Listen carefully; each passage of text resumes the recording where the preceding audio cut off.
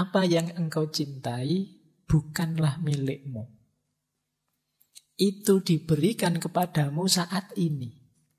Bukannya tidak akan diambil lagi, juga tidak diberikan padamu untuk selama-lamanya. Seperti buah ara. Buah ara itu seperti buah delima. Kalau dalam bahasa Arab namanya buah tin. Rasanya manis. Yang diberikan kepadamu atau seikat buah anggur pada musim tertentu dalam setahun. Jika engkau menginginkan buah ini di musim dingin, engkau bodoh. Jika engkau menginginkan putra atau temanmu, ketika dia tidak lagi diizinkan untukmu, tidak lagi jadi jatahmu, engkau harus tahu bahwa engkau seperti orang menginginkan buah ara di musim dingin. Jadi rasa cinta, orang yang kita cintai, peristiwa mencintai, semuanya hakikatnya adalah pemberian, anugerah, dan ada durasinya. Jadi ada waktunya. Kalau memang belum waktunya, ya tidak akan muncul. Kalau sudah habis durasinya, ya tidak akan mampu kita mempertahankannya. Jadi baik rasa cinta, maupun yang dicintai, maupun peristiwa mencintai itu sendiri, segalanya ada waktunya. Kalau di luar waktunya kok kita inginkan, ya tidak akan nyampe. Ya Allah, dekatkanlah jodohku. Kalau memang sudah dekat, waktunya ketemu, ya akan ketemu. Kan begitu logikanya. Kalau belum waktunya ketemu, ya tidak akan ketemu. Dalam suatu petang yang tenang, kilau cahaya senja menyoroti langit, seiring kata-kata bijak tentang cinta dalam pemberian terbentang sebuah pesan yang mendalam. Apa yang engkau cintai bukanlah milikmu. Itu yang diberikan padamu saat ini, namun bukan untuk selamanya. Analogi buah ara dan buah delima dari bahasa Arab menjadi titik pijar menggambarkan rasa manis pemberian pada waktu-waktu tertentu dalam hidup. Seperti buah ara di musim dingin yang tak akan pernah tiba. Demikian pula dengan mencari sesuatu di luar waktunya. Pesan ini mengajak kalian untuk memahami bahwa segala memiliki durasi dan waktu yang tak terelakkan. Termasuk hakikat entah cinta pada intinya adalah anugerah dengan durasi yang terukur. Dengan nuansa kebijaksanaan yang mengalir seperti aliran sungai yang mengikuti alamnya. Setiap rasa cinta baik yang kita berikan maupun terima memiliki masa dan waktu yang telah ditentukan. Seperti pesan yang disampaikan dalam teks, mencari jodoh pun memiliki waktu yang sudah diatur oleh takdir. Seakan berbicara kepada jiwa yang haus akan makna. Kali ini menciptakan atmosfer introspeksi, mengajak penonton untuk merenung menyadari keinginan pemberian yang terkadang mengandung setiap detik kehidupan, serta melibatkan diri dalam perjuangan cinta yang disusun rapi oleh takdir waktu.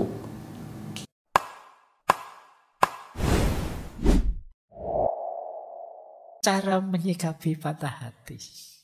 Ini agak panjang kalau ini ya. Kita bahas satu-satu. Tipsnya dari kelompok Stoik. Yang pertama, masih seperti pola tadi ya.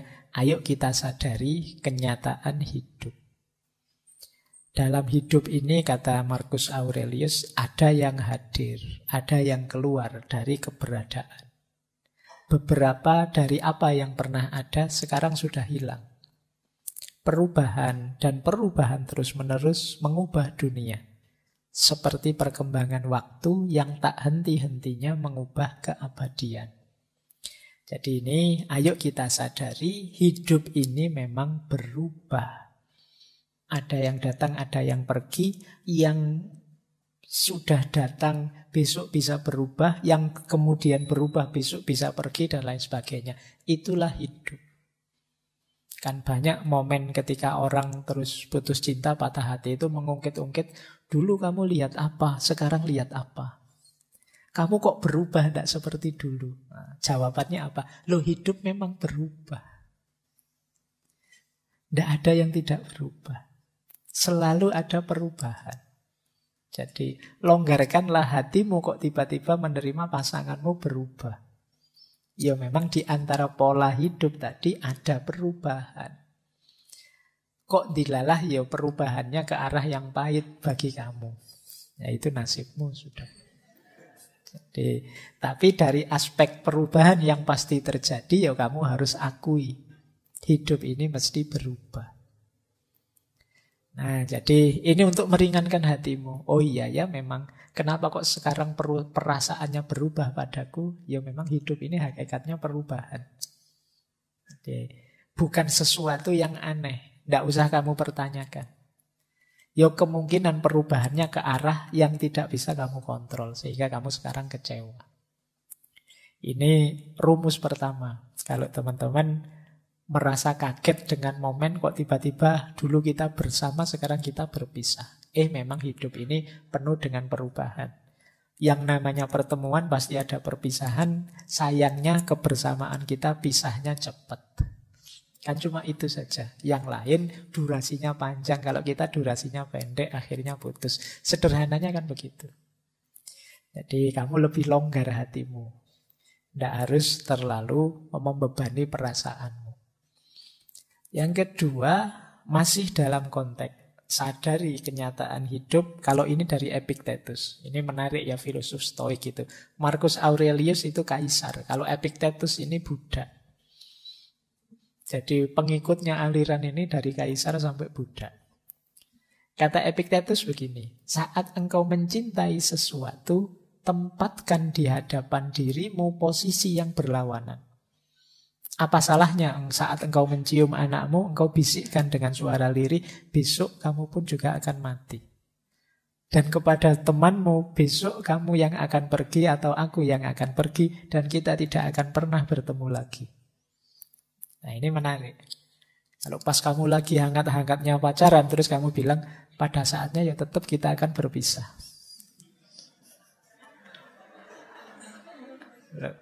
Ini kan sama-sama latihan kuat-kuatan ini. Jadi kita kan selalu kalau sedang begitu kan kita bilangnya kita akan bersama selamanya. Tidak bisa. Mesti kita akan berpisah. Polanya memang sudah begitu. Ada pertemuan, ada perpisahan. Nah, makanya bahkan itu kan contohnya anak-anak sama sahabat. Karena biasanya ini kan paling mengikat kita. Anak itu apalagi. Kalau kita dibilang anak kita besok akan mati, itu kita kan nggak terima rasanya. Tapi ya memang begitu, wong dia manusia. Ini kan persis cerita sufi itu. Suatu ketika ada seorang sufi yang mengunjungi seorang raja. Yang raja ini karena sangat taklim pada sufi ingin belajar. Karena sufi ini tidak bisa lama, raja itu, wahai sufi, saya diajari satu saja wawasan. Yang ini bisa bermanfaat untuk saya, untuk kerajaan saya, untuk semua orang.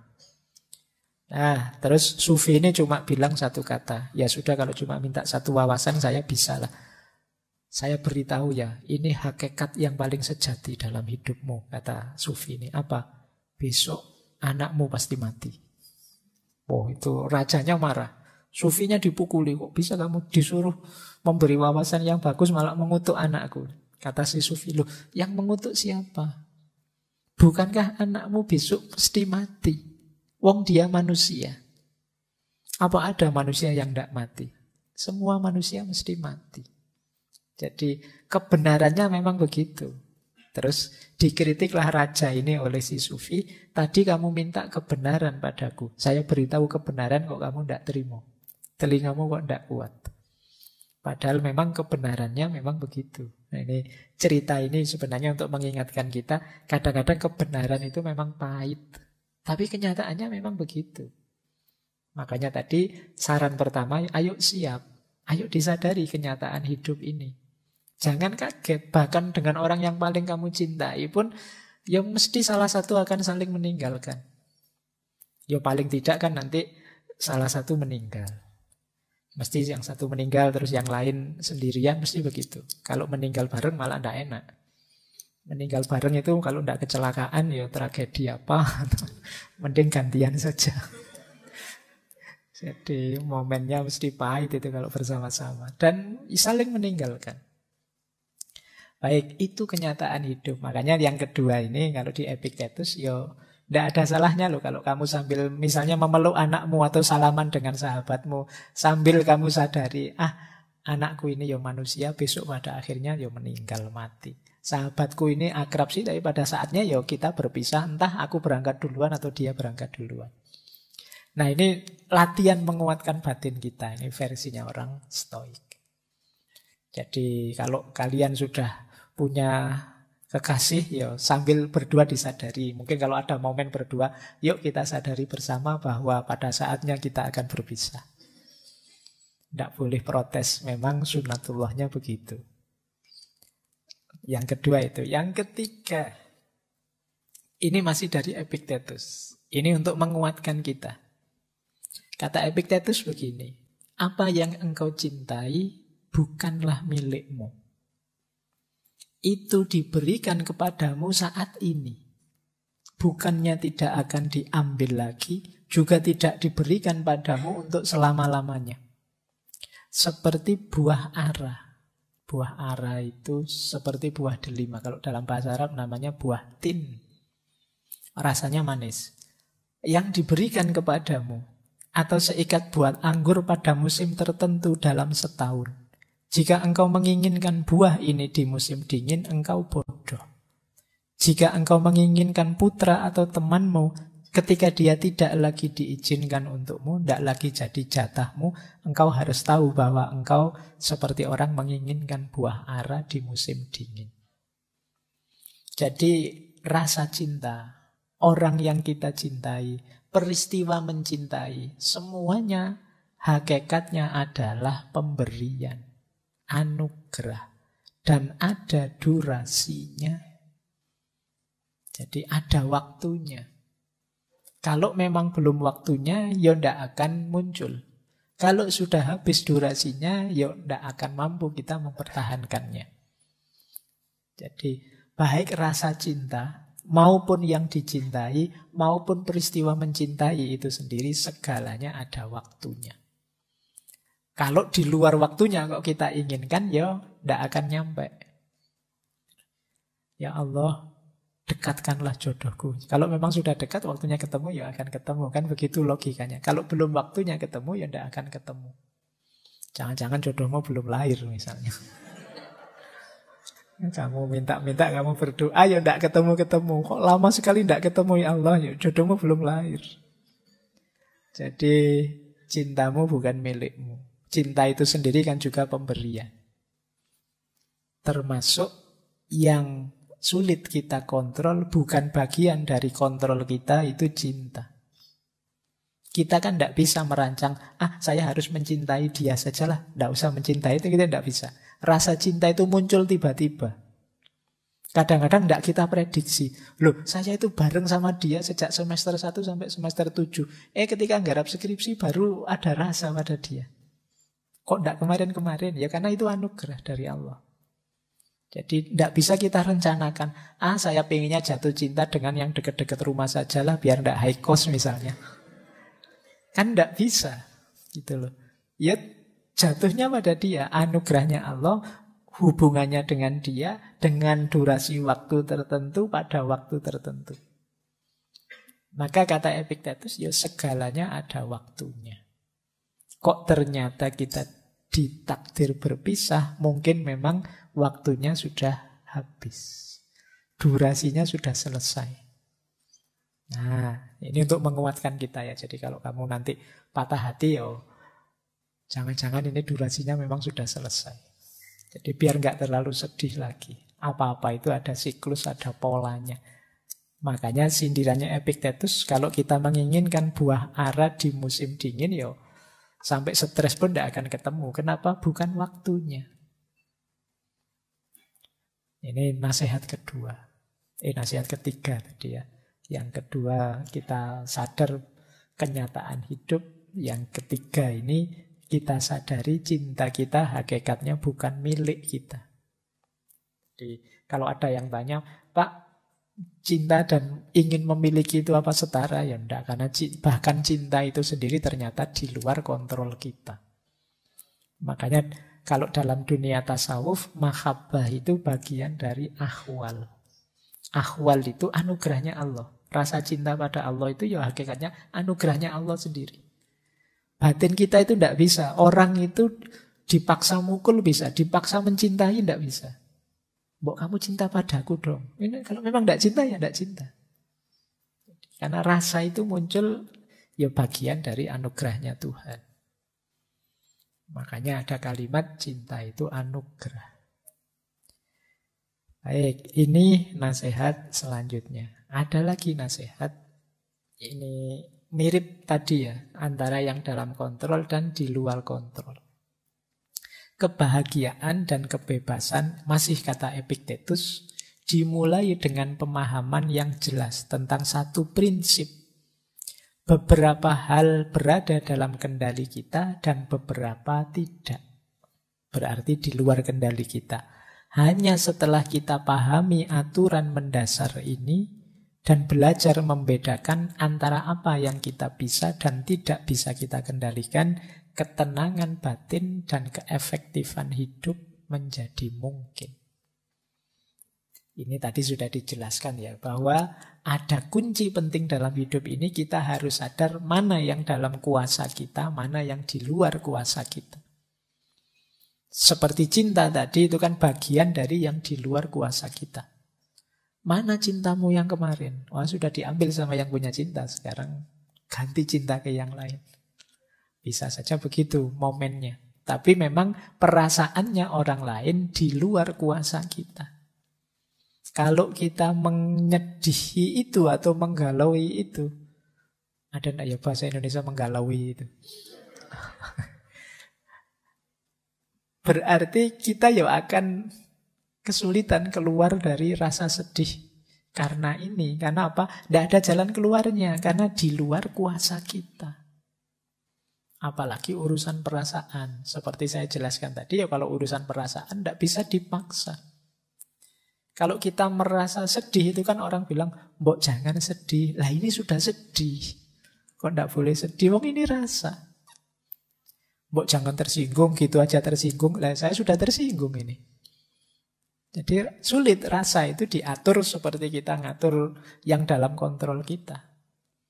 Jadi ini kunci hidup bahagia. Kita harus tahu mana yang ada dalam kontrol kita, mana yang di luar kontrol kita.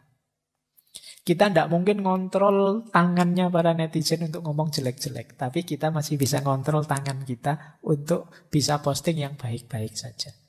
Kalau kita sedih dengan yang di luar kontrol kita, wah netizen ini kok gitu ya sekarang isinya. Ya kita akan sedih, galau, dan kesulitan sendiri. Karena di luar kontrol kita, ya sudah itu di luar kontrol saya. Yang bisa saya kontrol apa? Tanganku sendiri. Nah ini penting biar kita bahagia. Karena sekarang banyak orang yang sedih tanpa alasan gara-gara rajin baca medsos. Begitu baca medsos darah tingginya naik. Mbok ya tadi tidak usah baca yang seneng-seneng saja. Baik. Nah, kita lanjutkan. Ini masih tentang yang di luar kuasamu. Kata Epictetus lagi, ini sering dikutip orang. Jangan mengharapkan segalanya terjadi sesuai yang engkau inginkan, namun terimalah segala yang terjadi. Maka hidupmu akan tenang. Jadi ini rumusnya sederhana. Kita akan sering menginginkan banyak hal dalam hidup ini. Nah, kalau menginginkan ini sambil kita kasih tanda petik, semoga, insya Allah, dan lain sebagainya, kita lebih tenang. Tapi kalau kita memastikan yang kita inginkan harus terjadi, kita akan lebih banyak stres. Ada lagi yang lebih menenangkan apa? Kita terima segala yang sudah terjadi. Ini lebih menenangkan.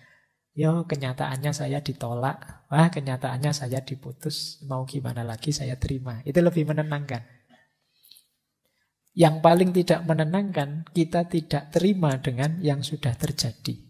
Oh, ini stres double-double kamu. Wong sudah jelas kenyataannya pahit, kamu tidak mau ngakui bahwa itu pahit. Nah, itu sulit sudah. Kayak kamu minum jamu, pahit enggak? Enggak kok, saya kuat. Ya wis, orang enggak akan ya kalau pahit bilang saja pahit. Kalau memang sulit bilang saja sulit, enggak masalah. Terima saja, akui saja. Tinggal kamu tata ke depannya segala yang ada dalam kontrolmu. Kan cuma itu saja. Yang di luar kontrolmu ya dipasrahkan saja. Ini lebih menenangkan. Jadi kalau kita ingin tenang, memang rumusnya ya harus tahu yang dalam kontrol dan yang di luar kontrol. Ada lagi, sekarang geser ke Marcus Aurelius. Dia bilang begini, ini kendalikan pikiran. Jangan biarkan pikiranmu tentang keseluruhan hidupmu menghancurkanmu. Jangan isi pikiranmu dengan segala hal buruk yang mungkin masih akan terjadi. Tetap fokus pada situasi saat ini dan tanyakan pada diri sendiri mengapa begitu tak tertahankan dan rasanya tidak dapat bertahan. Ini saat kita sedang pahit ya, sedang mengalami sisi-sisi gelap hidup. Jadi ayo pikirannya tetap positif. Maknailah segala kepahitan yang kita hadapi dengan makna yang tidak menghancurkan kita sendiri. Faktanya sebenarnya kita hanya ditinggal oleh yang kita cintai. Kita hanya patah hati, kita hanya putus. Anggap saja itu satu babak, satu sisi, satu skenario, satu adegan dari hidup kita. Bukan keseluruhannya. Kita itu sering kalau mengalami sesuatu, kita maknai sesuatu yang sebenarnya hanya bagian kecil dari hidup kita, seolah-olah itu keseluruhan hidup kita. Ditinggal orang yang kamu cintai itu kan satu bagian, satu sisi dari hidupmu. Masih banyak orang lain yang mencintaimu, masih banyak cerita lain dalam hidupmu, masih banyak dimensi lain dalam hidupmu. Ada mahasiswa yang begitu galaunya karena mata kuliahnya dapat nilai D. Tiap hari dosennya di WA, Pak, salah saya apa Pak, dapat nilai D. Jadi seolah-olah hidupnya jadi gelap karena satu nilai itu. Seolah-olah keseluruhan dunianya runtuh hanya karena satu nilai itu. Padahal masih banyak sisi hidupmu yang lain. Ini yang sering kita lupakan. Kita tidak bisa mengendalikan pikiran kita sendiri. Nah, Marcus Aurelius ini menasihati kita, yuk, ya tetap sambil kita berintrospeksi salahnya di mana, kurangnya di mana, tidak pasnya di mana. Tapi ini hanya satu bagian saja, satu episode saja dalam hidup kita. Masih banyak episode-episode yang lain. Hidup kita ini kan episodenya tidak terhitung. Kalau drama Korea paling 16. Ya. Sekarang ada yang 12, ada yang 8. Oke ya. Tapi hidup kita episodenya banyak, tidak terhitung. Tidak usah khawatir kok. Wong yo episode ini sudah banyak sekali, kadang-kadang masih ada season 1, season 2 loh, masih panjang. Tidak usah terlalu galau kalau gagal di episode ini, masih ada episode selanjutnya kok. Hidup kita masih berjalan, masih panjang. Ayo mengendalikan pikiran. Jangan hanya karena satu hal keseluruhan hidup kita runtuhkan. Nanti kita jadinya menyesal. Potensi hidup kita itu luas, tidak hanya di situ. Nah, ini penting, makanya sisi mengendalikan pikiran. Masih ada lagi tentang mengendalikan pikiran, kata Marcus, kebahagiaan hidupmu tergantung pada kualitas pikiranmu. Oleh karena itu, jagalah sebagaimana mestinya dan berhati-hatilah agar engkau tidak memiliki pikiran yang tidak sesuai dengan kebajikan dan kewajaran. Tidak usah mikir aneh-aneh, maknai saja secara positif dan manfaat, secara bijak dan wajar saja. Jangan terlalu berlebihan.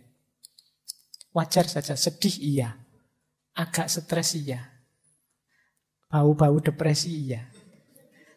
Tapi ya dinikmati saja, ya pada saatnya ada momen ketika kita harus bangkit lagi. Wong yo episodenya bisa ganti. Jadi lanjut hidup. Jadi ayo kita kontrol. Kenapa kok mengendalikan pikiran ini penting? Karena hidup kita kuncinya di pikiran. Jadi kalau pikiran kita yang buruk-buruk, yang negatif-negatif, ya hidup kita jadi berat. Hujan deras itu kita sekarang banyak mengeluh. Kenapa waktu kecil dulu kalau hujan deras malah senang? Hujan-hujan, wah senang hujan-hujan. Sekarang kamu hujan-hujan itu, wah, jalan raya itu paling ngeri kalau pas hujan. Apalagi setelah terang tiba-tiba hujan. Wah, itu motor itu sudah banter-banteran mesti. Seolah-olah air itu akan membunuhmu. Padahal cuma air. Kenapa bisa begitu? Pikiranmu yang main. Jadi kamu membayangkan basah kuyup, terus gereges, terus kamu masuk angin, terus kamu tidak bisa ngapa-ngapain. Ini pikiran itu kan jadi bayanganmu saja. Coba kamu baca secara berbeda. Asik ya hujan-hujan gini, seger ya hujan-hujan ini kan beda. Kamu di lampu merah dibel orang dari belakang. Itu kan kamu terus misuh-misuh. Orang kok tidak telaten, orang kok. Karena kamu membaca bel din itu bel yang memburu-buru kamu. Padahal kalau kamu baca secara berbeda kan mungkin kamu tidak jadi marah. Ketika orang ngebel di belakangmu, coba kamu baca, wah orang di belakang itu sayang sekali padaku ya. Dia mengingatkanku untuk waspada kalau memang lampunya nyala suruh jalan. Oh, kamu noleh bisa terima kasih pada dia. Jadi terima kasih loh ya saya dibel diingatkan untuk waspada. Ya karena kamu membacanya negatif, kamu nganggap dia, wah menyusu-nyusu kamu kan kamu terus nganggep orang kok tidak sabaran masih merah kok masih ngebel-ngebel. Cara membacamu mungkin salah. Nah ini pentingnya pikiran. Jadi pemaknaan yang ada di pikiranmu itu menentukan sikapmu terhadap hidupmu. Baik, ya setelah pikiran terkendali, kendalikan dirimu. Apapun yang harus dilakukan, apapun yang dilakukan dan dikatakan orang, aku tetap harus menjadi zamrud dan mempertahankan warnaku. Kata Markus. Sepahit apapun hidup, sejatuh apapun aku tetap harus jadi orang baik. Ini maksudnya. Jadi ayo mengendalikan diri. Jangan karena alasan kecewa, alasan menyesal, alasan patah hati, terus kita mengubah corak kita. Yang semula orang sabar jadi orang ngamuan, yang semula orang baik sekarang jadi orang yang cuek dan seterusnya. Berarti kita berubah warna, berarti kita terpengaruh. Kalau bisa ya kita tetap menjadi zamrud dan mempertahankan warna kita. Ini mengendalikan diri kita. Nah, terus Marcus Aurelius kemudian menasehati kita. Rintangan dalam hidup itu hakikatnya adalah jalan. Meskipun benar bahwa seseorang dapat menghalangi tindakan kita, mereka tidak dapat menghalangi niat dan sikap kita yang memiliki kekuatan untuk berubah dan dapat beradaptasi. Karena pikiran menyesuaikan dan mengubah hambatan apapun menjadi sarana untuk mencapainya. Apa yang merupakan penghalang tindakan diubah menjadi jembatan bagi tindakan. Hambatan menjadi petunjuk jalan. Jadi ini menurut saya lagi-lagi cara membaca. Kamu tidak terhalang, hanya saja ada tantangan untuk dilewati. Jadi halangan itu jangan kamu baca sebagai rintangan, baca saja sebagai tantangan yang harus kamu taklukkan. Pak, saya cinta dia, Pak. Tapi orang tuanya kok tidak setuju, Pak. Ya, alhamdulillah orang tuanya masih sadar. Enggak, ya, maksudnya ke sini. Kalau Markus itu maksudnya, kalau ada halangan seperti itu, yaitu tantanganmu untuk ditaklukkan, bukan halanganmu. Kalau halangan itu kan harga mati. Cintaku terhalang, selesai. Tapi kalau cintaku mendapat tantangan, harus ditaklukkan. Ya gimana caranya orang tuanya terus jadi suka padamu dan setuju. Jadi rintangan hakikatnya adalah jalan. Bacalah rintangan itu sebagai jembatan untuk kamu lewati. Jembatan itu untuk dilewati, tidak untuk kamu tinggal di situ. Lampaui itu, taklukkan itu. Jadi ada kesulitan apapun, lampaui. Patah hati pun sejenis rintangan yang harus kamu baca sebagai jalan. Oh, mungkin ini jalan kesuksesanku. Nah, harus aku taklukkan. Aku tunjukkan bahwa aku bisa sukses meskipun tanpa kamu. No, ini jadi rintangan, jadi jalan. Kesulitan jadi pendorong untuk kita lebih tegak lagi. Ini nasihat dari Markus. Terus hati-hati juga jangan memperparah keadaan. Betapa jauh lebih berbahaya konsekuensi dari kemarahan dan kesedihan daripada keadaan yang membangkitkannya dalam diri kita. Kadang-kadang kemarahan kita, kesedihan kita membuat kita blunder. Melakukan sesuatu yang tidak seharusnya, yang efeknya jauh lebih buruk daripada sebabnya. Sebabnya sih kamu misalnya diputus sama pasanganmu.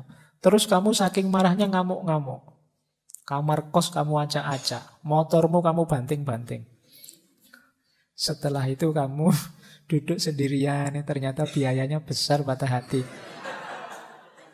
Salahmu sendiri. Kamu yang memperparah keadaan. Gitu loh. Mbok tadi jangan lepas kontrol, kamu masih aman.